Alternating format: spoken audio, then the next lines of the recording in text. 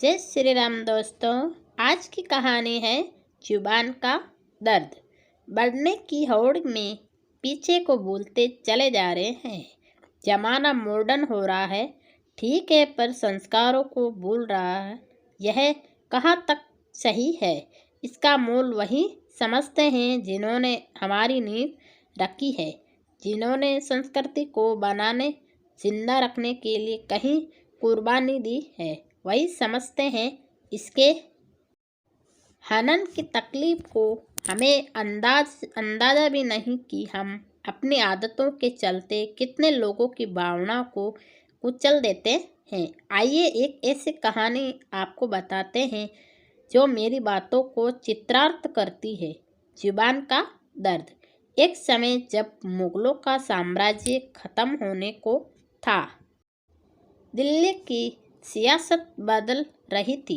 तब सभी प्रजा घबरा कर इधर उधर शरण ले रही थी, खासकर कला क्षेत्र के लोग, सभी शायर, जिन्हें पता था कि अब उनकी रोजी रोटी का भी बस अल्लाह ही मालिक है। उस वक्त दिल्ली में एक मशहूर शायर हुआ करते थे जिनका नाम था मीर। एक दिन मीर भविष्य की चिंता में सर झुकाए बैठे थे। तभी राहगीर गुजरा। उसने रुक कर चिंता का कारण पूछा। तब मीर ने अपने और बीवी बच्चों के भविष्य की चिंता व्यक्त की। तब उस राहगीर ने मार्ग सुझाया। उसने कहा, अब भी हैदराबाद में मुगल राज है, वहाँ आप जैसे महान शायर की ज़रूरत है, आपको वहीं निकल जाना चाहिए। मीर को ये बात ठीक लगी और उन्होंने दिल्ली की रवानगी लेने तय किया।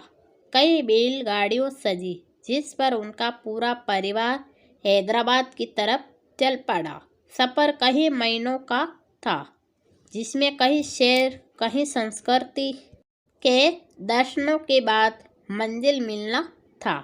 आज का वक्त नहीं जो मिनटों में उड़ान भरकर दूरियां मिटा दे। मीर भी उस सफ़र पर निकल पड़े। कहीं जगहों पर रुके हुए वह आगे बढ़ रहे थे।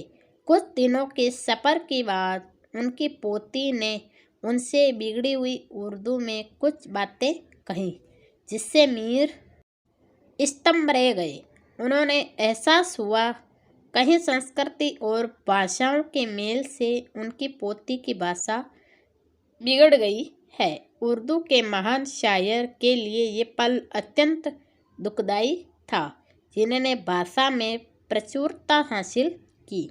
उनकी पोती उसी भाषा का अनादर कर रही थी। उसी क्षण मीर को एहसास हुआ।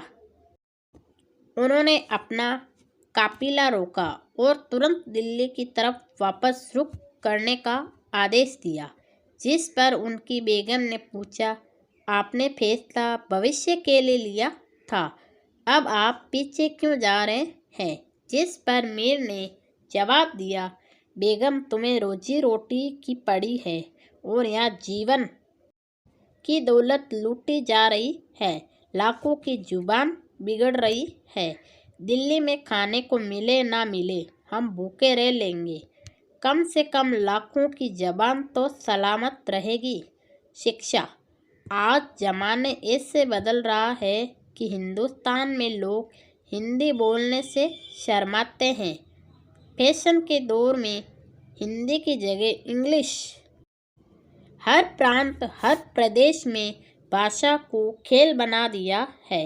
ऐसे में भाषा के ज्ञानी को जो दुख पहुंचता है, उसका अंदाज़ा भी हम जैसे लोग नहीं लगा पाते।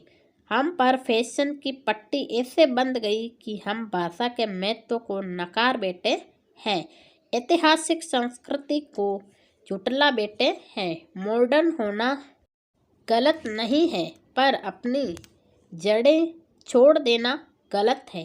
अगर हम ऐसे ही पुराने संस्कारों को भूलते रहेंगे तो हमारी नींव कमज़ोर हो जाएगी और हमारा पतन हो जाएगा।